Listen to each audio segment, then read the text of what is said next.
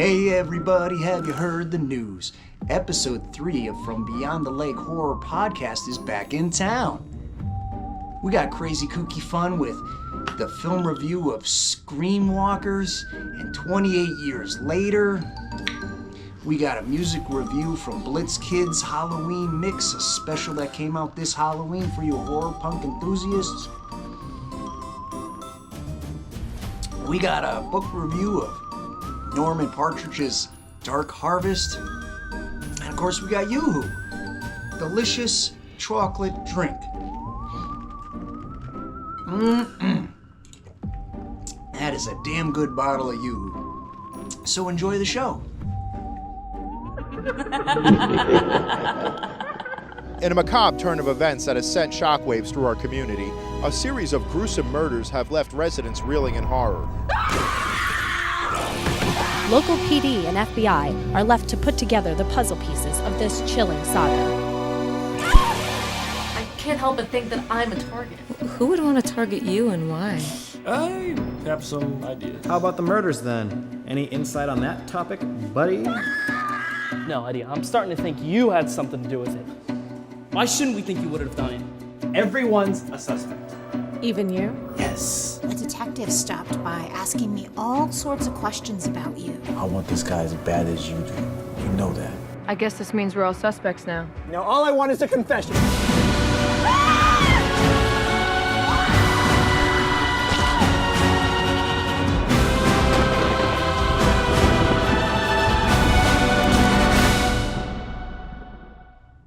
For this next movie review, we're going to be doing Screamwalkers, and look at that beautiful art. Holy cats. That's a pun, too. Look, you're going to need more than 9 lives. We'll get into that in a second. But that is beautiful cover art. I'm so sick of floating heads. So, this movie is directed, written, and produced by award-winning cinematographer Sean Q. King out of Long Island, New York.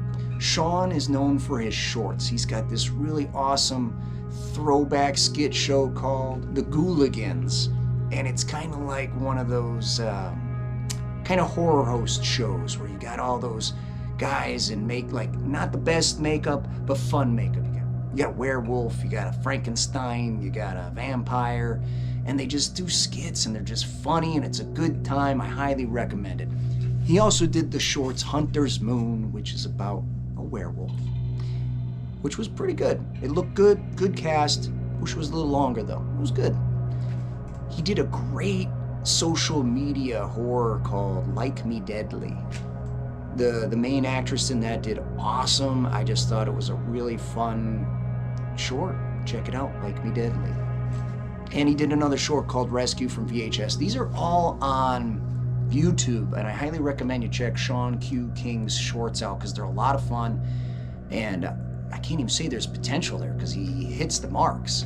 They're all good. They're all good in their own ways. They're all very different. And that's another thing is they're not the same thing over and over again. He's got a lot of variety. So let's read the back to see what we're getting into. In a quiet town of Marblehead, a chilling pattern emerges as the body count steadily rises. At the heart of these bizarre killings stands C.J. Wyatt, played by Elizabeth DeVoley, a student grappling with the recent loss of her boyfriend, the latest victim of a ruthless murderer. Detective Joe Penny, played by Glenn McBride Jr., becomes her sole ally in a police force plagued by dysfunction. Amidst mounting pressure, he races against time, piecing together clues that might lead to the elusive killer. With every passing day, the list of victims grows, pushing CJ and Joe to confront the terrifying reality of the Screamwalkers. So that's the back. Good cover art, love it. The back looks fine.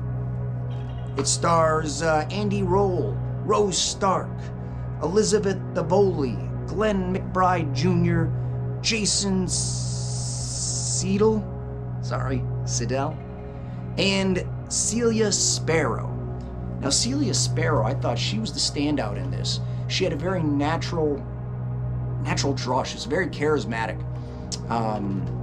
She was the standout. And there's another character in this movie that I thought was a standout too. I can't remember the actor's name, but he played the obnoxious camera guy. And this is an homage to Scream and Sleepwalkers, the Stephen King, Mick Garris Sleepwalkers of the shape-shifting family, incestuous family. Although there's no incest in here, which is good. That's a good thing. You're not missing anything. But anyway, you've got to look at this movie differently than a commercial movie. You got to do that with independent cinema or lower budget cinema or micro budget cinema. It's very well written, which is shocking for an indie movie like this. The dialogue is good. It's believable. It's not patronizing. It's not annoying. It just seems realistic. Some of the actors do better with it than others. You know, I mean, it's an indie production, so you're gonna have varying degrees of acting ability. I already told you who my standouts are, but the pacing is a little bit in the middle, gets a little kind of plodding. Could have been moved along a little bit more, but once you get to the end, holy cats! It's really well done. I love the ending of this movie, except for one thing, is when the reveal happens, the main actress's response to who the killers, or supernatural element was shocking. There was zero reaction to it. So that happens in independent horror, but that drove me nuts. That drives me nuts. But regardless, that whole scene was awesome, except for that one little point. God, you gotta be reactive. You gotta be like surprised. You gotta do something. You can't just sit there and be like, okay. Anyway, so continuing on with the independent element. So one of the biggest things that independent filmmakers has to deal with and make sure that they deal with it properly is audio. The audio in here is patchy. It's not so bad that it takes you out of the film like some really low budget Z-grade horror, but it's things that I want to bring to your attention, because if you're more used to commercial horror films, you're gonna see this and you're gonna bitch about it, you're gonna complain about it. Don't focus on that stuff. It's the whole thing. Yeah, it'll take you away from it a little bit, and some of the autofocus, you can see that there's little blurs here and there, but don't let that take you out of the film. It's a good movie. It's got potential to be better just because of some pacing issues and some execution of the dialogue, the acting. But I liked it. It was fun. It pays a lot of homage to Scream. It's got elements of Scream. It's got elements of Sleepwalkers in it. And I think he does a good job. Now, I'm a big music fan, so like whenever I watch any horror movie, actually any movie, my ear just sucks in all that background music. To me, it's like Jaws without the John Williams theme. I mean, they lift up a film, they make it better, or sometimes they do nothing. Sometimes it's just droning, atmospheric shit in the background. But in this movie, the music's good, but it doesn't fit some of the scenes. It's very dramatic. It's well put together, but in some of the scenes, it doesn't seem to fit the tone. So that kind of took me out a little bit, but the composer was good, but I just don't think in some of these scenes the music fit. I really like the opening of this movie. I love that grainy kind of shot, and there's some really good shots in here. But for a second, I was afraid of, like, if you ever seen Orgy of the Dead, one of the standouts amongst like the softcore nudity in Orgy of the Dead from Ed Wood is the guy and the woman driving, and then it's bright daylight out, and then it's dark, and then it's daylight. When the opening chase scene happens, I like the graininess of it. I like how it's shot, but there's a scene where it goes from daytime to night, like boom, just like that. And I'm like, oh no, we're off to a bad start. But that's the only time throughout this whole movie that it happens, so I'm gonna forgive it, because Sean Q. King did a good job overall on putting this thing together, especially with limited time and limited money and limited budget. But outside of that shot, I didn't know what the hell was going on because the actor that was coming after the victim in the very beginning, the way they were jumping around, I didn't know if it was supposed to be funny or not. But then as you watch the movie and you realize how cat-centric it is, like with the mask, and the movements make sense. So that eventually, you know, makes sense along the way. But the killer or killers or the supernatural entity, you have to watch the movie, has this cool like ninja type kind of claw thing. All right, I think it was so underused. That thing could have just been so awesome to just wipe people out with, or maybe two of them, you know. Anyway, it was used, but not enough, I don't think. Some of these kills were cool. There's one cool shot with some knitting needles, very well directed. I loved it. There's another shot where it's a funny scene where all the cops are kind of just showing how ridiculous they are by like one putting on glasses to be cool, and then another one puts on glasses to be cool, and then they all do it. I think that's a really good scene too. So Tilly is like the steeplechase icon. He's people call him all different things. Pie Face, the Coney Island guy, the steeplechase guy, New Jersey boardwalk guy, the Coney Island guy. But you know his face if you're an East Coaster. He's got that big shit-eating grin and that like 1920s hair. He shows up in the background of one of the scenes, and I'm like, oh, hey, that's cool. I love, like, Coney Island was my escape during my teenage years, so I liked it. That was kind of a cool little thing. I don't know why the hell it was painted on somebody's living room wall or whatever, but I thought, you know, it was cool to see in the background. So Screamwalkers isn't going to be for everybody, because not everybody's into, like, lower budget or independent horror cinema. And I think if you're just an indie horror person or just a horror fan in general, you're going to get something out of this movie. I say check it out. The cover work for the DVD is awesome. Sean Q. King does a good job of putting everything together, and there is a great climactic ending. So there's a build-up. So I had mentioned that earlier, you know, there's some pacing issues in the middle. Like it starts off good and then it kind of flatlines, but it builds up to something. So slow burns are good if they build up to something and you get something out at the end, which you get with this movie. And Screamwalkers does that. I think it's not a spoof. It's an homage to two different films, and it's presented in a way that's fun. So horror fans who like Scream, who like Sleepwalkers, who like just independent horrors, they're gonna get a kick out of this film.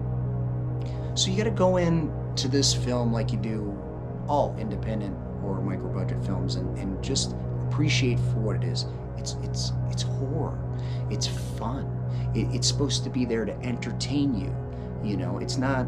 If you got good elements, it doesn't matter what the budget is so much. Yeah, you can do more with a bigger budget, but with what Sean Q. King does with like the dialogue and the execution and the attempt at the special effects, I had a good time. I think you will too. I say check out Screamwalkers. I think if that Celia Sparrow girl does more film, I think she could have a really good career. She's just got a natural, charismatic presence on screen, and that's it.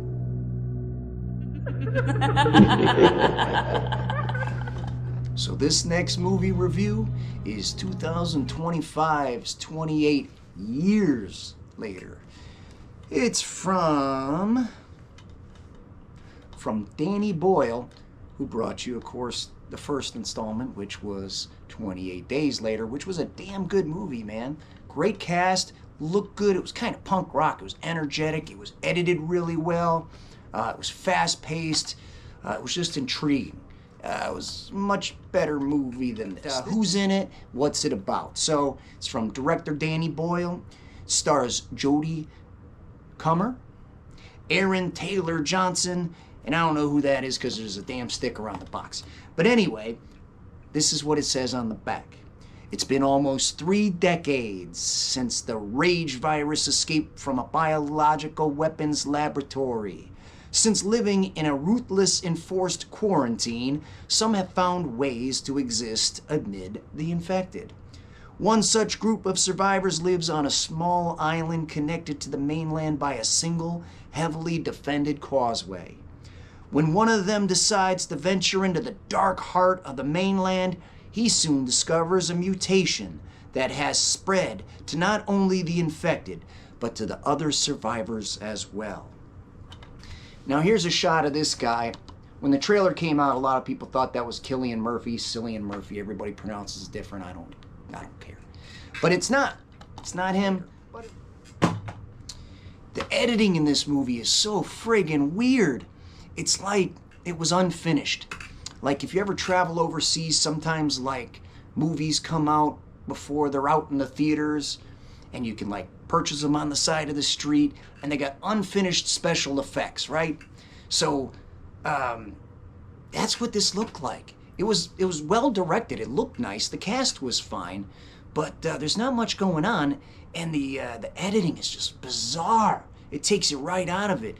And it's like, say a kill is about to happen, right? Someone's about to, I'm just gonna make something. Someone's about to get an axe in the side of the head. You see the guy clearly, he's swinging the axe, and all of a sudden, there's this super fast, quick cut to this poorly CGI'd scene that is so bad and weird, it kind of throws you off balance. And that's the way it is for every kill in this movie. I don't understand it. When it's just being filmed normally, the direction's beautiful, it looks good, but the way this movie's put together is awful. It poorly edited. And not only that, there's not much to it. It feels like this movie's filler. It's like they just wanted to make a quick movie to say, hey, we're going to have a sequel, because that's all this is. This is just a filler film to set up for a sequel. There's not much going on here. So kind of the meat and potatoes, so to speak, about this film is when you reach a certain age, you and your dad, you go across the causeway of the island into the mainland, right? And you're supposed to go out and kill as many undead, rage virus, zombies, whatever you want to call them, as you can. And you come back home and everybody's like, yeah, good job, okay? You're a man now. It's like a bar mitzvah, okay? Without the bris or a lot of money or you know, anything, polka, whatever I don't know what they play at bar mitzvahs. Anyway, so he does that, but upon coming back home during the celebration, he catches his old man doing something that he doesn't like. So he goes and he looks over his mom, who's sick in bed. She can't celebrate anything because she's got some problems going on. And he decides, you know what, the hell with all this. I'm going to leave the safety of this compound and go to the mainland to find this weirdo doctor who lives out there somewhere. He's going to cure mom. But I'm going to take mom with me, because dad sucks. And then that's kind of what the story is. It's just about this kid taking his mom out to find a doctor, a weirdo doctor in the woods. And then one small little thing happens, and then basically that's the end of the movie. You know he's going to find the doctor. It's in the trailer. So he finds the doctor, something happens, movie ends. It sets up for the next one. I don't know. It was okay. If you're a fan of the series, check it out, but then you're going to have to watch the last one. Well, you're not going to have to watch the last one, but you might as well. You're already that much invested. I really liked the first one. The second movie, 28 weeks later, sorry, has a great opening, and then it just kind of goes. The third one is just like mediocre. It's just there. So you got this first one that's awesome, second one that starts off awesome, and it's like, eh. Then the third one's like, okay. And now you got another one coming. So if you're a fan of the series, check it out. It's beautifully directed. The cast does a good job. The editing is bananas. But it's not a must-see. You're not really missing anything. There's not much to it. So that's 28 years later. Now I love my horror punk. So without further ado, for this music review, we got something special. A Halloween specialty pack from BLITZKID. What's it come with? Well, let's start here. We got this BLITZKID Long Live the Horror sticker. We got some taffy. There goes my teeth. And we got that cool looking pin there. That looks cool. Looks like a Nosferatu. Oh, got another sticker. BLITZKID. And lastly, we got the cassette. The BLITZKID Halloween mixtape. So let's crack this baby open and see what it looks like, huh? So there is the cover work. There is the cassette.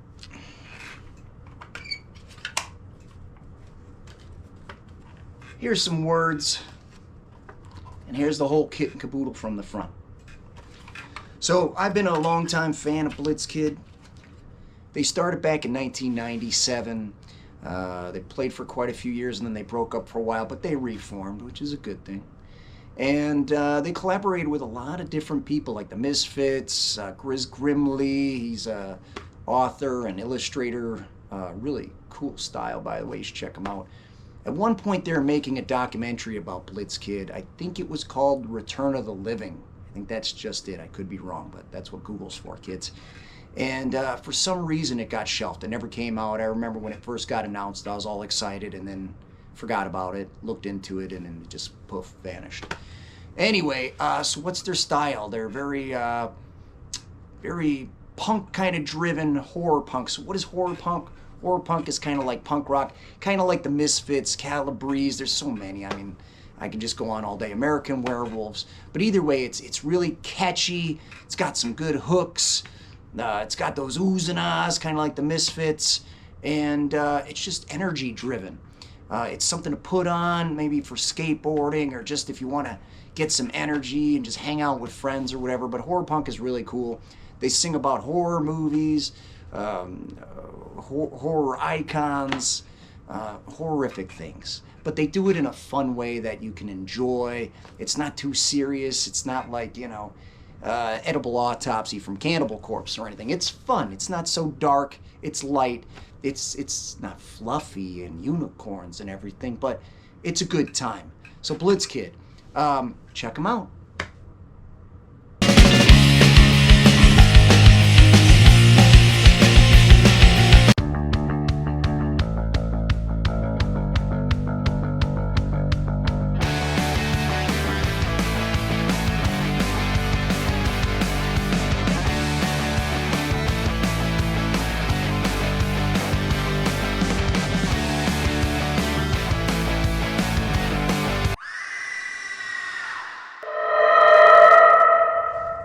So for today's book review, we are doing Dark Harvest from Bram Stoker, award winner Norman Partridge, put out by Tor Publications in 2006.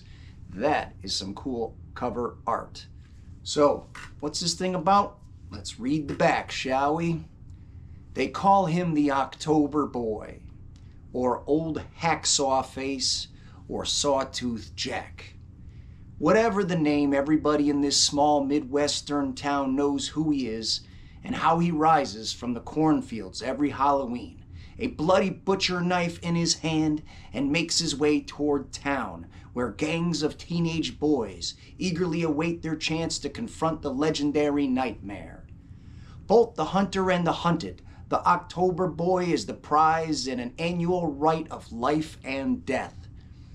Pete McCormick knows that killing the October Boy is his one chance to escape this dead-end future he has in his one-horse town. He's willing to risk everything, including his life, to be a winner for once. Before Halloween is over, Pete will look into the sawtooth face of horror and discover the terrifying true secret of the October Boy. So, Stephen King says, major new talent, Publishers Weekly, contemporary American writing at its finest. And lastly, Rocky Mountain News, Colorado. They say, if you're looking for a scary Halloween tale with lots of blood and gore and candy, you've come to the right place. But are they full of shit? Or are they on the nose? Well, let's find out. So Dark Harvest comes in at 196 pages. It's a quick read. Norman Partridge does a great job of describing everything, the environment, the characters, the transformation or the coming of the October Boy is described so well. It's like you can, you're right there. I love that. Norman Partridge also has a way of speaking, kind of breaking that fourth wall and speaking directly to you, the reader. And I like that too. He makes these little side commentaries. I love that. It's a quick read. It's well paced. It's well put together.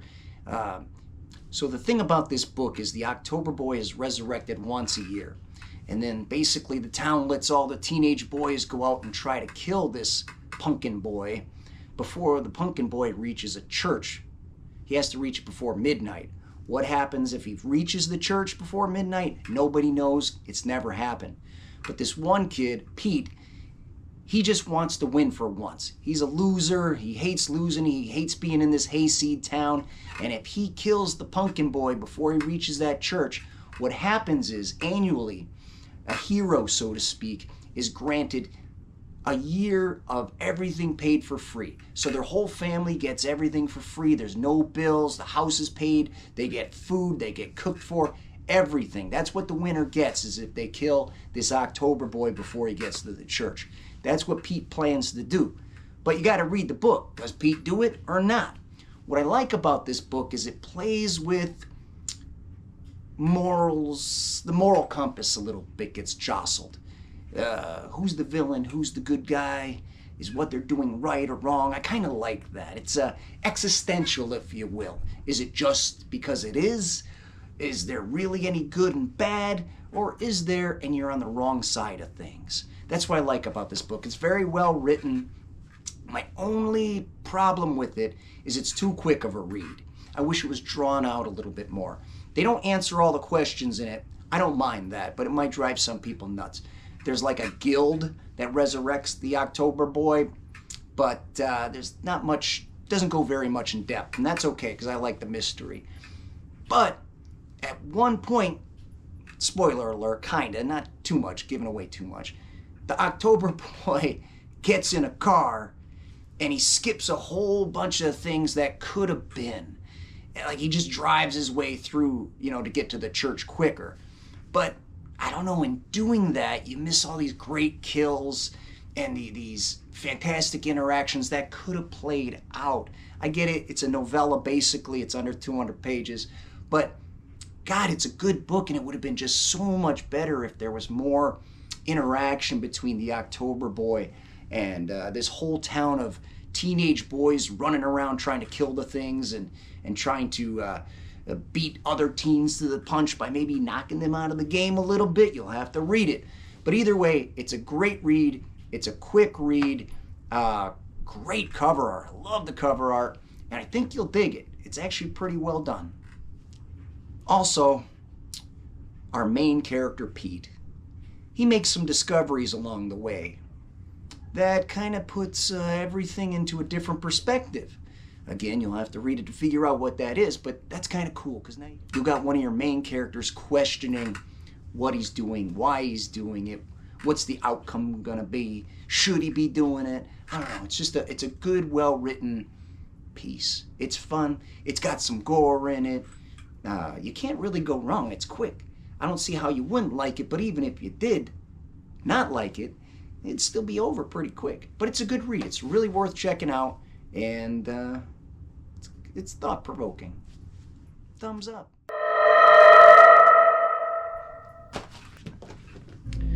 All right, so let's read through Dark Harvest, at least one chapter, see what you're getting into.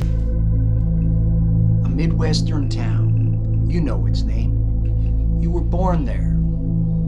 It's Halloween 1963, and getting on toward dark. Things are the same as they've always been. There's the main street, the old brick church in the town square, the movie theater. This year with a Vincent Price double bill. It's black as licorice whip under an October sky. Black as the night that's coming and the long winter nights that follow. Black as the little town it leaves behind. There's the main street, the old brick church in the town square, the movie theater. This year with a Vincent Price double bill. And past all that is the road that leads out of town. It's black as licorice whip under an October sky. Black as the night that follows. Black as the night that's coming and the long winter nights that will follow. black as the little town it leaves behind. The road grows narrow as it hits the outskirts. It does not meander. Like a planned path of escape, it cleaves a sea of quarter sections planted thick with summer corn. But it's not summer anymore.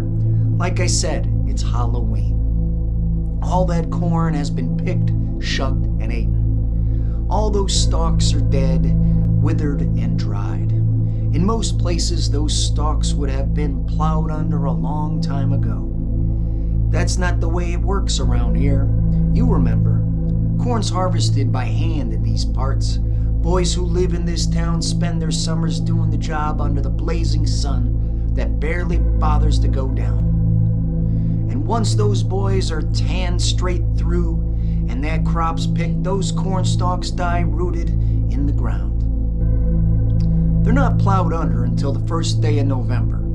Until then, the silent rows are home to things that don't mind living among the dead. Rats, snakes, frogs, creatures that will take flight before the first light of the coming morning, or die beneath a circular blade that scores both earth and flesh without discrimination. Yeah, that's the way it works around here. There are things living in these fields tonight that will, by rights, be dead by tomorrow morning. One of them hangs on a splintery pole, its roots burrowing deep in rich black soil. Green vines climb through tattered clothes, nailed to the pole and its crosspiece. They twist through the legs of worn jeans like tendons, twine like a cripple's spine through a tattered denim jacket. Rounded leaves take succor from those vines like organs fed by blood vessels, and from the hearts of those leaves green tendrils sprout. And the leaves and the vines and the tendrils fill up that coat and the arms that come with it. A thicker vine creeps through the neck of that jacket, following the last few inches of splintery pole like a backbone, widening into a rough stem that roots in the thing balanced on the pole's flat crown. That thing is heavy and orange and ripe. That thing is a pumpkin. The afternoon sun lingers on the pumpkin's face, and then the afternoon sun is gone. Quiet hangs in the cornfield. No breeze rustles the dead stalks. No wind rustles the tattered clothes of the thing hanging from the pole. The licorice whip road is empty, silent, and still. No cars coming into town, no cars leaving. It's that way for a long time. Then darkness falls. A car comes. A door slams. Footsteps in the cornfield. The sound of a man shouldering through brittle stalks. A butcher knife that fills his hand gleams beneath the rising moon, and then the blade goes black as the man bends low. Twisted vines and young creepers root at the base of the pole. The man's sharp blade serves all. Next he goes to work with a claw hammer. Rusty nails grunt loose from old wood. A tattered leg slips free, then another, and then a tattered arm. The thing they call the October Boy drops to the ground. And that's that. It's a pretty short chapter 1, but the next chapter's pretty long, so I don't want to keep you here all day. It's worth a read. It really is. Check it out. Dark Harvest, Norman Partridge. We hope you've enjoyed this episode of From Beyond the Lake Horror Podcast. Remember, drink 'em if you got 'em.